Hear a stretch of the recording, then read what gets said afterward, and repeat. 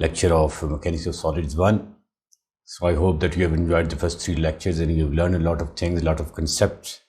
So this is the continuation of all those basic concepts that are frequently used in civil engineering, structural engineering, and then in the Mechanics of Solid courses. Let's continue our lecture. So as far the topic is concerned, because as I told you in my first lecture that I would be covering the HEC's Higher Education Commission's approved curriculum, and this curriculum is mostly being used throughout the universities in Pakistan where civil engineering courses are being taught. So I hope so. That's why I'm following this, because if any student who is willing, who finds an interest in watching these lectures, so it would be beneficial for them as well, for the students who are in the other universities as well. So that's why I have particularly chosen to follow the HEC's curriculum. So as far as the first 2 topics are concerned, as you already know, I have just included this so that I should let you know that which sequence I am exactly following. So that was the main topic, and within that topic we have, I think, first 2 or 3 lectures we have spent on the discussion of the uniaxial stress and strains. And in today's lecture, inshallah, we will be discussing the relationship between elastic constant. That's why I have highlighted it in bold, and I've also increased the font size as well, so that it should be very clear that I would be discussing this particular topic in today's lecture. And inshallah, in coming lecture, we'll be discussing all those topics, and then this particular heading of the course content will be covered. Then we'll move toward the next topic, inshallah. So the goal of the lecture, what do we want to learn from this lecture, and what I'm expecting from you to that, what should you be capable of doing after watching this lecture? You should be able to understand and learn the elastic constants and their relationship. So what are the elastic constants, and what is their relationship between them, because how many are there and how many of them are related with each other, and in which relationship they are related to with each other. So inshallah, we will be discussing this thing, and this is the goal of the lecture. I hope that you will be able to understand and learn all those things, because these are not very complicated concepts, but in essence, it's very basic and very essential for throughout understanding of this civil engineering and the structural engineering.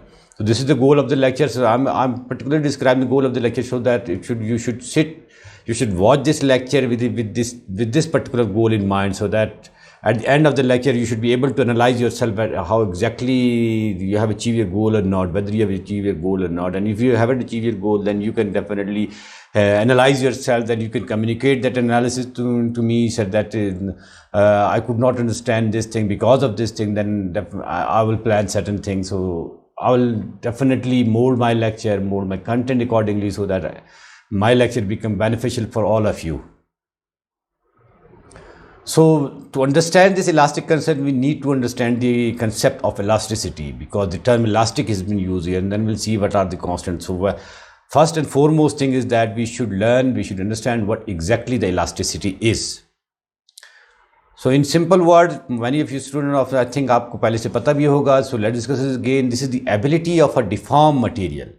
So if you have applied a force, अगर आप किसी body पर force लगा रहे हैं और वो body deform होती है, तो उस डिफॉर्म बॉडी की एबिलिटी है, क्या एबिलिटी है, to return to its original shape. अगर वो अपनी ओरिजिनल शेप में दोबारा आ जाता है, वापस आ जाता है, तो ये जो उसकी खासियत है, ये जो उसकी नेचर है, या ये जो उसकी पर्टिकुलर उसकी वो चीज़ है, करेक्टरिस्टिक है, तो उसको फिर हम कह रहे हैं कि ये जो है वो इलास्टिसिटी है। If you are applying a force in the body and body deform, and the moment you remove that force and the body come back to position, the characteristic जो उस चीज़ को वापस लेकर आ रही है, वो उसको हम कह रहे हैं कि ये इलास्टिसिटी है। ठीक है, towards original shape and size, न सिर्फ उसका शेप को दोबारा लेकर आती है, और जो साइज था उसी साइज में भी दोबारा ले आ जाती है। So when the forces causing the deformation are removed, so a body with this ability is said to behave or respond elastically. अगर बॉडी ने ऐसा बिहेव किया है तो फिर, या रिस्पॉन्ड किया है, तो फिर हम कहते हैं कि ये इलास्टिक रिस्पॉन्स है, ये इलास्टिक बिहेवियर है।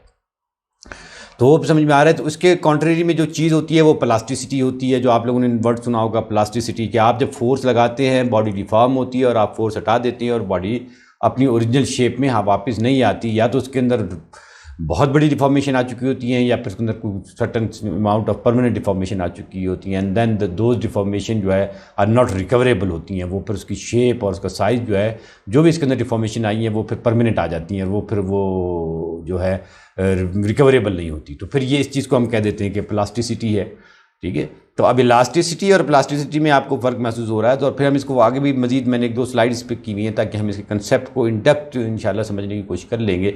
और ज़ाहिर है ये इलास्टिसिटी को फिर थ्योरी ऑफ इलास्टिसिटी, अगर आपको याद होगा जहाँ मैंने फैमिली ऑफ मैकेनिक्स बताई थी, तो थ्योरी ऑफ इलास्टिसिटी तो पूरा एक सब्जेक्ट है ना, तो उतने डेप्थ में तो हम नहीं जाएंगे। तो हम इलास्टिसिटी का जो वो कंसेप्ट जो हमारे मैकेनिक्स ऑफ सॉलिड में और जो हमारे स्ट्रक्चरल इंजीनियरिंग के कोर्सेज में आ रहा है, हम उसी को डिस्कस करते हैं, उसी डोमेन के अंदर रहते रहते और उसी जो बाउंड्री है उसके अंदर रहते रहते डिस्कस करेंगे। And that domain is very limited domain, that is not very broad domain, and do not frighten या आप ना हो और पैनिक ना हो कि हमको बहुत ज़्यादा डेप्थ के अंदर जा रहे हैं, we are not going very much in depth, ठीक है। तो फिर अब ये there is a limit to the magnitude of the force and the accompanying deformation. अब ऐसा नहीं है कि आप फोर्स लगाते चले जा रहे हैं, फोर्स बढ़ाते चले जा रहे हैं, डिफॉर्मेशन आती चली जा रही है, और ये जो करेक्टरिस्टिक है, अगर आप बॉडी को एक मटेरियल को कह रहे हैं कि यस दिस बॉडी या that material is behaving elastically, तो फिर इसका मतलब ये नहीं है कि वो जो फोर्स और वो जो डिफॉर्मेशन है आप उसमें जितनी भी लगा दें और उसके अंदर अगर वो मटेरियल आपने स्टैब्लिश कर दिया कि दैट मटेरियल इज़ इलास्टिक, तो उसका मतलब ये नहीं है कि आप जितनी भी उसके ऊपर फोर्स लगाते चले जाएंगे और वो मटेरियल फिर भी इलास्टिक रिस्पॉन्स करेगा और उसका जो बिहेवियर होगा फिर भी इलास्टिक होगा। मतलब ये कि बहुत एक्सेसिव फोर्स लगा दी और आप बड़े खुश थे कि भाई मैंने तो ये तो क्यों आपने स्टैब्लिश कर लिया था कि मटेरियल इलास्टिक है, तो कहीं ऐसी बात नहीं। जब आप फोर्स को एक सर्टन मैग्नीट्यूड से एक्सीड करेंगे तो फिर उसकी जो इलास्टिक कैरेक्टरिस्टिक है वो फिर एक्सीड कर चुकी होंगी, and then that material will not be able to recover back to its original position और शेप और साइज, ठीक है जी। तो फिर then within the elastic recovery is possible for any given, तो एक सर्टन लिमिट के अंदर होती है जिसका आपने नाम इलास्टिक लिमिट का नाम सुना हुआ होगा, इसी तरीके से प्लास्टिक लिमिट का नाम सुना होगा। तो this limit is called the elastic limit, जिस लिमिट के अंदर अंदर रह के, जिस फोर्स डिफॉर्मेशन के अंदर रह के वो मटेरियल अपने ओरिजिनल शेप और साइज़ को रीगेन कर लेता है, तो फिर हम उसको इलास्टिक लिमिट कहते हैं, ठीक है।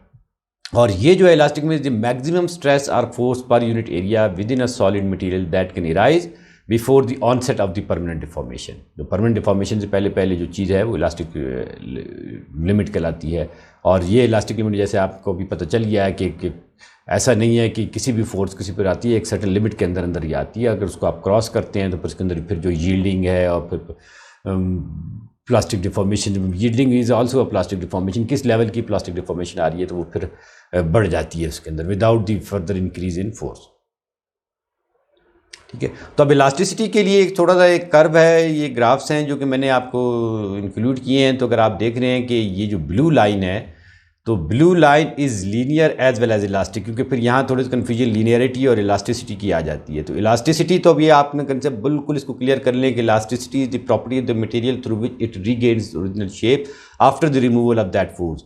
और ये बात याद रखिए कि फोर्स को रिमूव करने के ऊपर वो अपनी शेप को रिगेन करता है। ऐसा नहीं कि आपने फोर्स लगा के रखी हुई है और वो अपनी शेप को रिगेन कर रहा है, ठीक है। वो फिर अगर स्ट्रेचिंग चीज़ आ रही है तो फिर वो जो स्ट्रेसेस आते हैं वो फिर क्रीप और फटीग वगैरह दूसरे कंसेप्ट आते हैं, वो फिर आगे चल के देखेंगे। तो ये फोर्स आपने लगाई, फोर्स आपने रिमूव की, वापस आ गया, ठीक है। अब फोर्स आप लगा रहे हैं और उसके अंदर स्ट्रेन आ रहे हैं और वो जो स्ट्रेस और स्ट्रेन का रेशो जो है वो अगर कांस्टेंट है तो फिर हम उसको कहते हैं कि वो लीनियर भी है। इलास्टिसिटी की जो प्रॉपर्टी है वो तो ये कि मटेरियल को वापस लेके आ रही है। लीनियरिटी और नॉन लीनियरिटी जो है वो फिर प्रोपोर्शनलिटी को शो करती है कि अगर प्रोपोर्शनलिटी उसके अंदर एक कांस्टेंट प्रोपोर्शनलिटी के साथ बढ़ रहा है या घट रहा है तो फिर वो लीनियरिटी की तरफ आ जाता है। तो अगर आप ये ब्लू लाइन को देखते हैं तो this is the linearity as well and this is showing the elasticity as well. किसी भी पॉइंट के ऊपर अगर आप इस लाइन के ऊपर जाएंगे तो आप देखेंगे तो रेशियो ऑफ स्ट्रेस, अगर ये आपको स्ट्रेस नजर आ रहा है और ये जो लाइन है ये डिफॉर्मेशन स्ट्रेन नजर आ रही है, तो ratio of stress to strain would remain constant for the material to be linear, and for the material to be elastic for any point on this curve, if you remove that force the material will come back to its original position. So that is the difference between the elasticity and the linearity, ठीक है। अगर आप इस चीज़ को देखते हैं, let suppose मैं आपको एक पॉइंट लेके हम इसको थोड़ा सा डिस्कस कर लेते हैं। तो अगर हम इस पॉइंट को ले लें, लेट सपोज इस पॉइंट को ले लिया है, तो लीनियरिटी का मतलब ये होगा कि इस पॉइंट के ऊपर जो ये रेशियो ऑफ स्ट्रेस होगा और ये जो स्ट्रेन होगा, ये इन दोनों का आप अगर रेशो लेंगे तो that would be a constant, जिसको आप हुक्स लॉ कहते हैं ना। और इलास्टिसिटी ये है कि अगर आप इस पॉइंट के ऊपर से फोर्स घटा देंगे तो मटेरियल वापस आ जाएगा। अगर आप इस पॉइंट के ऊपर है तो इस पॉइंट के ऊपर जो ratio of stress to strain होगा वो भी कांस्टेंट होगा और वो यही होगा जो ये होगा। तो this is the elasticity, linearity, कि ratio of stress to strain remain constant, एक फिक्स प्रोपोर्शनलिटी के साथ बढ़ रहा है, तो ये लिनियरिटी है। जो इसकी लाइन है that is a straight line, ठीक है। On the contrary if you are comparing your this particular green line, तो अगर आप इसके अंदर देख रहे हैं तो इट दिस मटेरियल, जिसका भी मटेरियल है, इस मटेरियल के ज़ाहिर अभी हम यहाँ सिर्फ इसकी प्रॉपर्टी को बता रहे हैं, ये not specifying the material that is associated with this sort of property. So this particular green material, if you can see here, so this has the elasticity, the material will come back to its original position after the removal of the force, but this is not linear. As you can see, this इसके अंदर straight line नहीं है। अगर आप इसको straight line draw करेंगे तो straight line इस किस्म की बन जाती है। ये अगर आप ड्रा करते हैं तो ये कोई स्ट्रेट लाइन है, और ये जो आपको चीज़ नज़र आती है ये आपको कर्व नज़र आ रही है। तो ये जो इसके अंदर रेशियो आ रहा है, इसका जो प्रोपोर्शनलिटी है वो फिक्स नहीं है, पैराबोलिक या हाइपरबोलिक या कर्वेचर आ रहा है ना। तो कर्वेचर आने का मकसद ये होता है कि लीनियरिटी नहीं है, वो नॉन लीनियर है।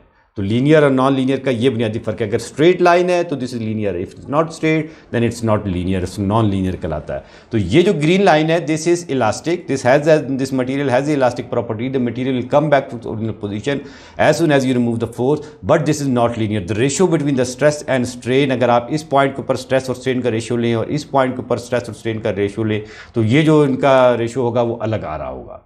लीनियरिटी चूंकि नहीं है तो वो रेशियो अलग अलग आ रहे होंगे, क्योंकि इसके अंदर लीनियरिटी नहीं है, ठीक है। यहाँ अगर यहाँ तक बात समझ में आती है तो फिर आप इसको देखिए। तो ये कैसा है, अगर आप इस ब्लू लाइन को देखते हैं, ये मैं दोबारा ले लूँ लेज़र पॉइंटर, इस लाइन को अगर आप देख रहे हैं तो ये एक परफेक्ट इलास्टिक है और परफेक्ट प्लास्टिक है, ठीक है। तो इलास्टिक ये जो है ये जो मटेरियल है इलास्टिक प्लास्टिक, और इसके अंदर यहाँ तक इस रेंज के अंदर लीनियरिटी भी आ रही है।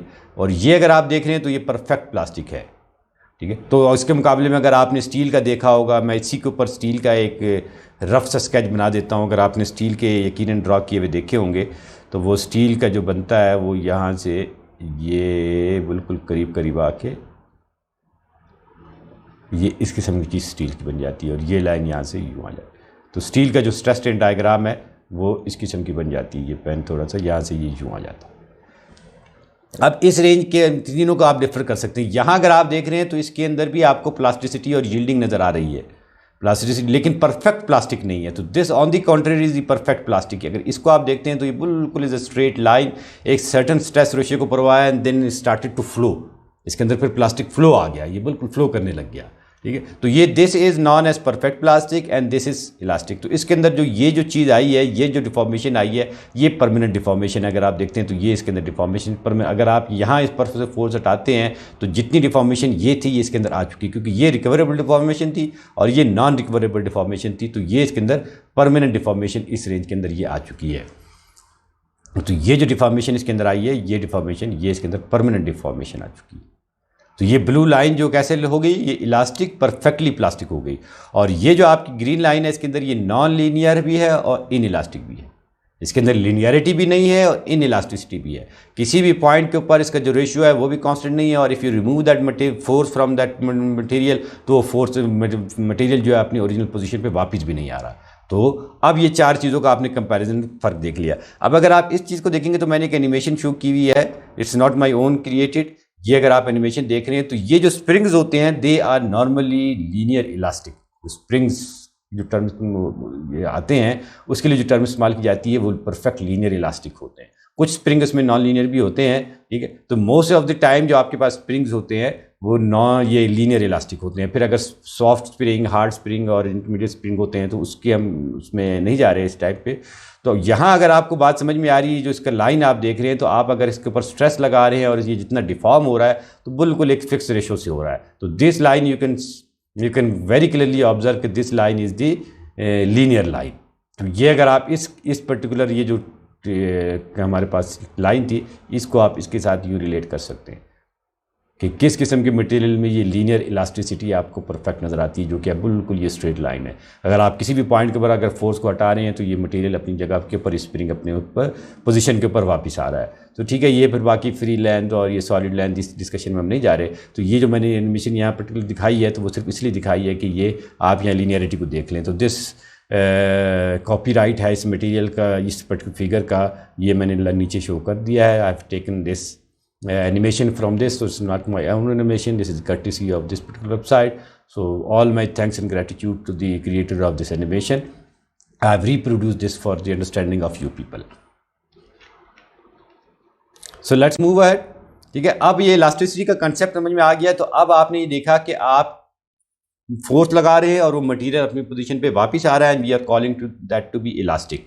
अब देखिए कि फोर्स जब आप लगा रहे हैं, अभी तक आपने पढ़ा है कुछ ना कुछ, आपने जो हमारी अंडरस्टैंडिंग मैंने आपकी बनाई है उसमें देखिए बताया है कि फोर्सेस मुख्तलिफ किस्म की होती हैं, वो स्ट्रेसेस डिफरेंट टाइप के लगाते हैं, प्रोड्यूस करती हैं। जैसे आपने एक्सियल स्ट्रेसेस पढ़ लिया है, नाम सुन लिया, एक्सियल स्ट्रेसेस तो हमने काफ़ी ज़्यादा पढ़ लिया है, शेयर स्ट्रेसेस का आपने नाम सुन लिया है, इसी तरीके से टॉर्जनल स्ट्रेसेस के आपने नाम सुन लिए हैं। ठीक है, तो ये जो डिफरेंट टाइप ऑफ स्ट्रेसेस हैं, ये फिर हम स्ट्रेस के ऊपर जब हम ये डिस्कशन खत्म करेंगे, then I will present you a complete summary कि स्ट्रेस क्या है, कौन कौन सी टाइप ऑफ स्ट्रेसेस हैं, डायरेक्ट स्ट्रेसेस, इनडायरेक्ट स्ट्रेसेस, और ये थर्मल स्ट्रेसेस, बेयरिंग स्ट्रेसेस, और मोस्टली जितने definitely I will not be able to cover each and every type of stress, then जितने आपके ये जो मैकेनिक्स सॉलिड रेंज के अंदर इंशाल्लाह स्ट्रेसेस आएंगे, उन तमाम स्ट्रेसेस को फिर मैं इंक्लूड कर दूंगा, एक समरी आपको आखिर में दिखा दूंगा। तो ये नॉट ऑन दिस लेक्चर, इंशाल्लाह जब ये टॉपिक ऑफ स्ट्रेसेस का, क्योंकि आपने देखा है कि पूरी डिस्कशन है जो हमारे 8 या 9 लेक्चर बनेंगे, तो इन तमाम की जब डिस्कशन हो जाएंगी, जहाँ आप शेयर स्ट्रेसेस को भी समझ चुके होंगे, जहाँ आप थोड़ा बहुत आप टॉर्जनल स्ट्रेसेस को भी देख चुके होंगे, ठीक है, बेंडिंग स्ट्रेसेस का भी आपको थोड़ा बहुत कंसेप्ट आ रहा होगा, तो फिर हम फिर एक मैं present you a brief summary, hierarchical summary के भाई कौन कौन से स्ट्रेसेस हैं, क्या क्या की टाइप्स हैं। तो यहाँ अगर आप देख रहे हैं तो जिस टाइप का आप फोर्स लगा रहे हैं उस टाइप के उसके अंदर स्ट्रेस पैदा हो रहा है। तो अगर आप स्ट्रेस और एक्सियल स्ट्रेस और एक्सियल स्ट्रेन लगा रहे हैं तो उसके अंदर मॉडुलस ऑफ इलास्टिसिटी पैदा होता है। ठीक है, तो जिसको आप ये इस तरीके से ये इलास्टिक कांस्टेंट आएंगे। So elastic constant are the constant describing mechanical response of a material when it is elastic. ठीक है, तो अब हम इसके अंदर सिर्फ एक्सियल की बात नहीं कर रहे हैं, कांस्टेंट्स हैं। कैसे कांस्टेंट है? डिस्क्राइबिंग मैकेनिकल रिस्पॉन्स है of a material when it, जब मटेरियल इलास्टिक बिहेव कर रहा है। ठीक है, if you are applying a shear force and the material behaving elastically, आप उस शेयर फोर्स को हटाते हैं और उसके अंदर जो शेयर स्ट्रेन आई है वो रिकवर हो जाती है, तो ये भी इलास्टिसिटी है। इसका भी एक अलग इलास्टिक कांस्टेंट होगा। आपने एक फोर्स के ऊपर कंप्रेशन फोर्स लगाई है, वो कंप्रेस हुआ है, आपने फोर्स को हटा दिया है, तो ये भी मटेरियल ने रीगेन किया, अपनी अपनी पोजीशन पे आया, तो इसके अंदर कौन सी इलास्टिसिटी आई? ये मॉडुलस ऑफ इलास्टिसिटी आई। ठीक है, इस तरीके से अगर आपने उसके अंदर कोई और टाइप का स्ट्रेस लगाया है तो वो उसके कोई और टाइप के स्ट्रेन उसी इसके अंदर प्रोड्यूस होंगे। ठीक, तो ये बात कहने की यहाँ ये है कि जो type of force will be accompanied with the type of strain, and if that force and that strain are recoverable after the removal of the force, so then the associated type of constant would be related to the elastic constant here, and we will name it, यहाँ हम उसका नाम रखेंगे कि वो किस किस्म का constant है। So elastic constant measure the proportionality between strains and stress। तो ये proportionality को measure करते हैं कि क्या उसके दरमियान proportionality जो linear line हमने बनाई थी ना, उसके दरमियान की ये इसको measure कर रहे होते हैं कि क्या है। If this mechanical response is linear, this can be define as a set of constant. वो लीनियरिटी जो मैंने इसको आपको स्प्रिंग की सूरत में दिखाई और वो जो ब्लू लाइन की सूरत में दिखाई, अगर रिस्पॉन्स लीनियर है तो फिर आप ये कॉन्स्टेंट को इस्तेमाल कर सकते हैं जो ये अभी यहाँ आने वाले हैं। ठीक है, तो सबसे पहला जो कॉन्स्टेंट है वो यंग्स मॉडुलस है, जिसका नाम आपने यकीनन सुन चुके होंगे अभी तक काफ़ी ज़्यादा, जब आपकी आगे की भी वो टीचिंग हो गई है, डिफरेंट कोर्सेज भी आपने और भी पढ़ रहे हैं, तो यंग्स मॉडुलस का नाम ऐसा नाम है जो आपने बहुत ज़्यादा अभी तक यकीनन सुन लिया होगा। तो for a simple tension and compression test the easiest elastic constant to define is Young modulus. जो स्ट्रेस एंड स्ट्रेन के जो कंप्रेशन टेस्ट होते हैं टेंशन और कंप्रेशन के, उसके अंदर जो सबसे पहला कांस्टेंट आप पढ़ते हैं इलास्टिक कांस्टेंट, वो यंग्स मॉडुलस है, ई मॉडुलस ऑफ इलास्टिसिटी भी इसको कहते हैं ना। तो Young's modulus is the elastic constant defined as the proportionality constant between stress and strain. कौन सा स्ट्रेस? नॉर्मल स्ट्रेस या जो normal stress and normal strain. अब फिर नॉर्मल स्ट्रेस में फिर आपके पास वो ये जो है वो टेंसाइल स्ट्रेस भी हो सकता है, कंप्रेसिव भी हो सकता है। ये तो अभी मैंने आपको चीज़ समझा दी है ना नॉर्मल स्ट्रेस की। तो नॉर्मल स्ट्रेस एंड स्ट्रेन का जो रेशो है उसकी जो प्रोपोर्शनलिटी कांस्टेंट है वो दैट इज़ यंग्स मॉडुलस। और जाहिर सी बात है अगर यंग का लगा हुआ है तो इसका मतलब कोई साहब थे, यंग जो थे उनका नाम था, उनके नाम के साथ ये लगा हुआ है। ठीक है, तो ये यंग्स कांस्टेंट मॉडुलस जो होता है वो उसको ई से डिनोट किया जाता है, you people already know, and this constant is equal to stress to strain. Ratio of stress to strain would remain constant, and then your line you will get would be a linear line, and this can happen when a force is axial force या normal forces की सूरत के अंदर ये होता है। तो Young's modulus is the slope of the linear elastic response for a number of material, ठीक है। नंबर ज़ाहिर आप वुड के लिए भी आपको मिल रहा होगा, स्टील के लिए भी मिल रहा है, एल्यूमिनियम के लिए मिल रहा है, तो मुख्तलिफ मटेरियल जो आप देखते हैं उसके लिए आपको यंग मॉडुलस की प्रॉपर्टीज़ डिटरमिन की जाती हैं और बुक्स वगैरह में आपको ईजिली अवेलेबल हो सकती हैं।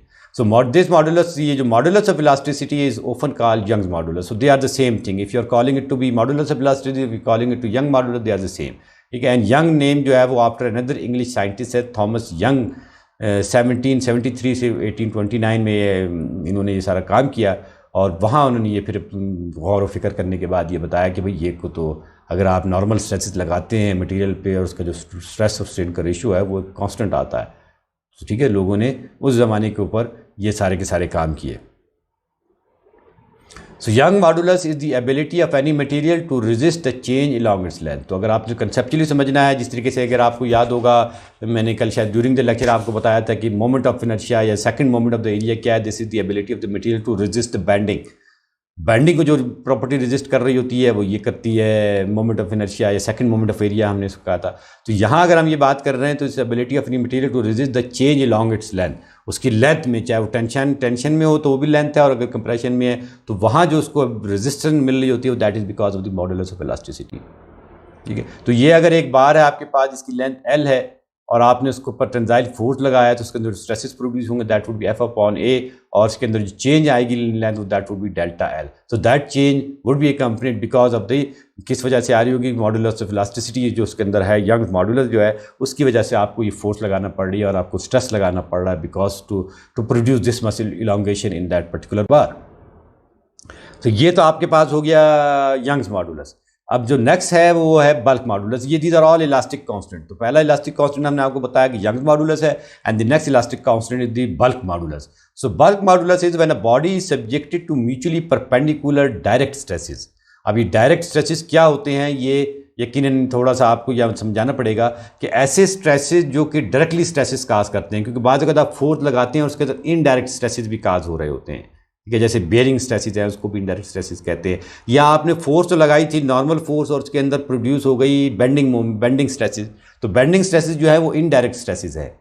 अगर आपने लगाई थी उसके ऊपर नॉर्मल ये ट्रांसवर्स लोड लगा दिया था आपने और ट्रांसवर्स लोड लगाने की वजह से उसके अंदर जो है वो स्ट्रेसेस प्रोड्यूस है, बट दो stresses would be indirect stresses. तो यहाँ जो डायरेक्ट स्ट्रेसेस है ऐसे स्ट्रेसेस जो direct because of the application of the load उसके अंदर जो स्ट्रेसेस प्रोड्यूस हो रहे हैं वो डायरेक्ट, जैसे अगर आप नॉर्मल स्ट्रेसेस को देखेंगे तो they are the direct stresses because the load applied is the normal and the stress produces the axial stresses and that's why those stresses are the direct stresses.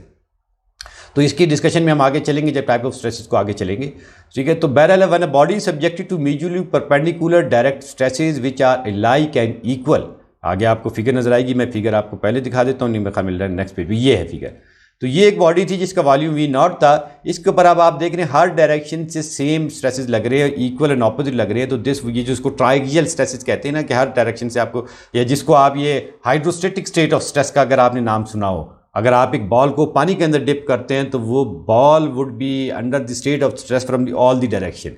तमाम 360 spherical form में एक ball है, वो हर जगह से उसके ऊपर stresses लग रहे होते हैं। इवन आप भी हाथ को अगर पानी के अंदर डिप करेंगे तो आपको फील होगा कि हर जगह के ऊपर आपको हाइड्रोस्टेटिक स्टेट ऑफ स्ट्रेस लग रहा है, ऊपर से भी स्ट्रेसेस लग रहे हैं, नीचे से भी लग रहे हैं। ठीक है, और फिर वो बॉयंट फोर्सेस का कंसेप्ट आ जाता है, वो तो फिर फ्लूइड मैकेनिक जब आप पढ़ेंगे तो वो यकीनन आपके सारे कंसेप्ट वहाँ क्लियर होंगे। तो बहरहाल डायरेक्ट स्ट्रेसेस ये कि यहाँ जो अगर वॉल्यूम के ऊपर स्ट्रेसेस लग रहे हैं तो फिर हम कह रहे हैं कि they are all alike and equal.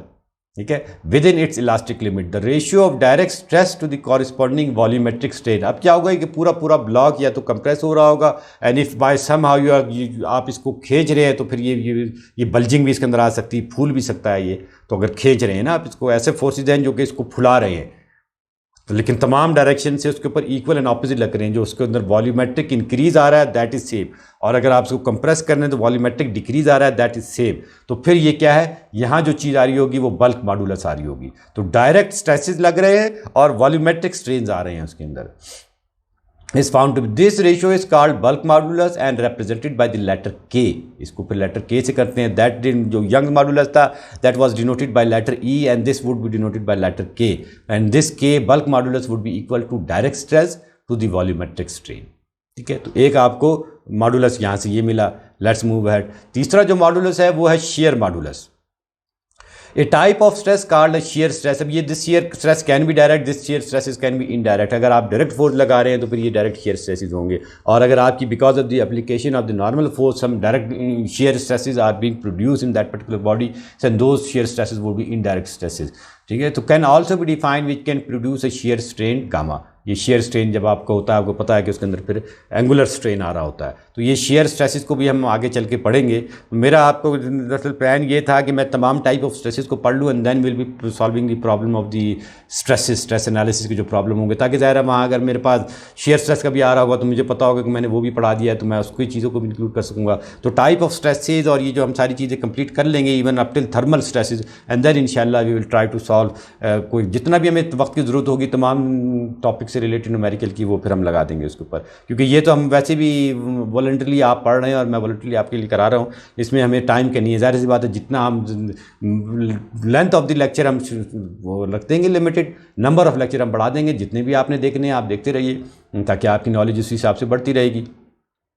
So just as for the normal stresses, shear loading can result in mechanical response that is elastic। इसी तरीके से अगर आप ये जो है shear stresses लगा रहे हैं और उसको आप रिमूव करते हैं तो फिर shear strain रिकवर हो रहा है, तो फिर ये भी इलास्टिक लिमिट के अंदर अंदर आ रहा है। तो ये इलास्टिसिटी के साथ अंदर अंदर सारी चीज़ें आ रही हैं, ठीक है। तो ये जो इसके अंदर स्ट्रेन आती हैं वो shear strain आती हैं और वो इस किस्म की आती हैं। ये आप थोड़ा बहुत समझ भी चुके हैं कि ये जो इसके अंदर एंगुलर डिस्टॉर्शन आई है ये वाली, इसको हम shear strain कहते हैं। ये पेन लेके आपको मैं यहाँ थोड़ा सा दिखा देता हूँ कि अगर यहाँ आप हैं तो ये जो स्ट्रेन आपको नज़र आ रहा है इस जगह के ऊपर, ये दिस इज़ गामा, और अगर आप यहाँ से लेना चाह रहे हैं तो ये जो स्ट्रेन नज़र आ रहा है ये गामा, ये चीज़, ये इतनी सी जो डॉटेड लाइन और ये जो लाइन है ये फिर आपका शेयर स्ट्रेन है। आपने ये फोर्स को रिमूव की, ये जो फोर्स लगाई थी इसको आपने रिमूव कर दिया, ये वापस अपनी जगह के ऊपर आ जाएगा, ठीक है। तो ये शेयर स्ट्रेन जो होता है वो this delta x divided by this H के हिसाब से आता है, वो जब हम देखेंगे तो आपको वहाँ पता चलेगा। तो जब ये शेयर स्ट्रेन लग रहा है तो elastic constant that describe the relationship between the shearing stresses and the shearing strain is called the shear modulus, and that is denoted by G. So one is the Young's modulus or the modulus of elasticity denoted by E.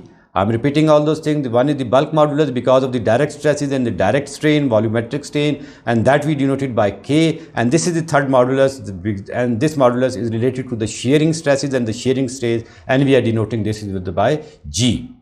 और जी जो होता है that is the, जिस तरीके से आपके पास normal stresses थे ना, नॉर्मल स्ट्रेस की सूरत में आप कहते हैं कि stress is equal to P upon A. तो यहाँ अगर आप देखते हैं पी अपॉन ये ई रेशियो ऑफ, ये तो मैंने स्ट्रेस का फार्मूला लिख दिया, तो मैं वो लिखना चाहता कि ratio of stress is equal to E into strain, या फिर अगर आप ई को लेते हैं तो E is equal to stress divided by strain. तो ये जो स्ट्रेस है वो आपके पास ये चीज़ आ गई है, शेयरिंग स्ट्रेस, ये नॉर्मल स्ट्रेस, ये शेयरिंग स्ट्रेस, ये नॉर्मल स्ट्रेन और ये शेयरिंग स्ट्रेन। तो एनालॉगस फार्मूला है ये, ठीक है। यहाँ से आपको शेयर मॉडुलस मिलता है, तो G is the shear modulus, also called the modulus of rigidity भी इसको हम कहते हैं, ठीक है। ये मॉडुलस ऑफ रिजिडिटी भी कहलाता है। तो जिस तरीके से मॉडुलस ऑफ इलास्टिसिटी है तो ये मॉडुलस ऑफ रिजिडिटी है। तो अब हो ये रहा है कि अब अगर इस टाइप के स्ट्रेन लग रहे हैं तो ये स्ट्रेन आर कंपनीड, अगर आप एक चीज़ को इलांगेट कर रहे हैं तो उसकी दूसरी डायमेंशन के अंदर भी स्ट्रेन आते हैं। ये स्ट्रेन का क्या है कि another elastic constant that can be obtain in a tension और compression test where in the strain along the loading direction and orthogonal to its are called Poisson ratio. अब ये मैं आपको एक एनिमेशन दिखा देता हूँ तो उससे आपको ये क्लियर होगा जो नेक्स्ट उस पर। तो when a prismatic bar is loaded in tension, अगर आप एक प्रिज्मेटिक बार है जिसका कांस्टेंट क्रॉस सेक्शन है और उसको आप टेंशन दे रहे हैं, द एक्सियल इलांगेशन, अगर टेंशन देंगे तो उसकी जो विड्थ होगी वो भी कम होगी। यहाँ से तो लंबा होगा लेकिन उसकी विड्थ जो है वो छोटी होना शुरू हो जाएगी। तो ये जो स्ट्रेन जो उसकी लंबाई बढ़ रही है और जो उसकी विड्थ कम हो रही है, ये दोनों का जो रेशो है ये पॉइजन रेशो है। The axial elongation is accompanied by the lateral contraction, ठीक है। अगर आप उसको कंप्रेस कर रहे हैं तो ये शॉर्टन होगा और उसका जो लेटरल है वो फूलना शुरू हो जाएगा, ठीक है। मटेरियल कहीं गायब तो नहीं होगा ना, अगर आप इसको दबा रहे हैं ये छोटा हो रहा है तो मटेरियल कहाँ जा रहा है, वो मटेरियल इस डायरेक्शन के अंदर फिर फैलना शुरू हो जाएगा। इसी तरीके से अगर आप उसको खींच रहे हैं तो खींचने से मटेरियल कहाँ जा रहा है, मटेरियल फिर इस डायरेक्शन में उसको रिड्यूस होना शुरू हो जाएगा इन केस ऑफ खींचना, ठीक है। तो ये चीज़ होती है। अगर आप इसको यहाँ ये देख लें तो ये एक वो मैं ला रहा हूँ, ये आप लोड लगा रहे हैं, अगर इसका देख रहे हैं तो ये जो इसकी डायमेंशन है ये डायमेंशन इसकी रिड्यूस होती है, अगर आप यहाँ देख रहे हैं, ठीक है। तो ये दिस इज पॉइजन रेशो। तो ये जितना रिड्यूस हो रहा है ये, और ये जितना इलांगेट हो रहा है ये, इनका रेशो जो होता है दिस इज पॉइजन्स रेशो। तो lateral contraction is easily seen by stretching a rubber band. अगर आप रबर बैंड को देखते हैं तो बहुत आसानी के साथ देख सकते हैं, बट इन मेटल अगर आपके पास है तो ज़ाहिर है वहाँ पर काफ़ी मुश्किल हो जाएगा, आपको बहुत बड़ी फोर्स लगानी पड़ेगी, ठीक है। सो however they can be detected with sensitive measuring device. अगर मेटल वगैरह में है तो फिर सेंसिटिव मेजरिंग डिवाइसेज लेंगे तो वहाँ हम दे सकते हैं। तो this animation has been taken from this extrudedesign.com Poisson's ratio definition. You can go on this website. So all this credit of the animation goes to this particular website.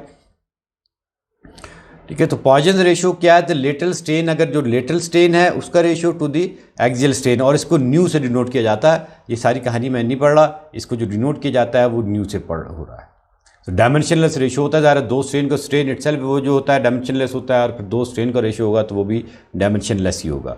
और इसको फिर जब रिप्रेजेंट करते हैं तो ये चूँकि माइनस साइन से लगा है कि एक चीज़ कम हो रही है, दूसरी चीज़ बढ़ रही है।